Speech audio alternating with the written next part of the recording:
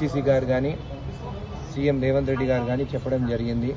పార్టీకి మోసం చేసిన వాళ్ళు ఎలక్షన్స్ ముందు వాళ్ళని ఖచ్చితంగా తీసుకోమని చెప్పి కూడా చెప్పడం జరిగింది.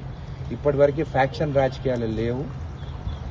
కొంతమంది అంటే ప్రజలు మాట్లాడుకుంటున్నారు, సొంత తమ్ముణ్ణి ఒక సర్పంచ్ పదవి కోసము సొంత తమ్ముని చంపిన వాళ్ళు రాజకీయాలు ఉంటే రేపు ఎమ్మెల్యే పదవి కోసము నన్ను కూడా చంపొచ్చు.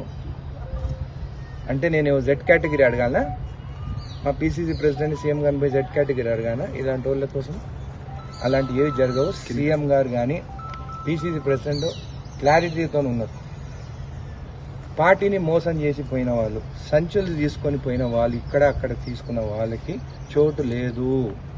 అది కూడా జడ్చర్లలో ఉన్న ఎమ్మెల్యే అనిరుద్ రెడ్డి ఆల్రెడీ వేరే కాన్స్టిట్యున్సీలో కూడా కానీ నారాయణపేట కానీ దేవరకద్ర కానీ మిడ్జిల్ కానీ మహబూబ్నగర్ కానీ ఎవరైతే మోసం చేసి పోయి మమ్మల్ని అందరిని ఓడగొట్టాలని తిరిగిన వాళ్ళు మళ్ళీ రిటర్న్ వస్తారంటే ఈ 5 ఎమ్మెల్యేలు ఎవరైనా కానీ ఒప్పుకునే పరిస్థితి లేదు.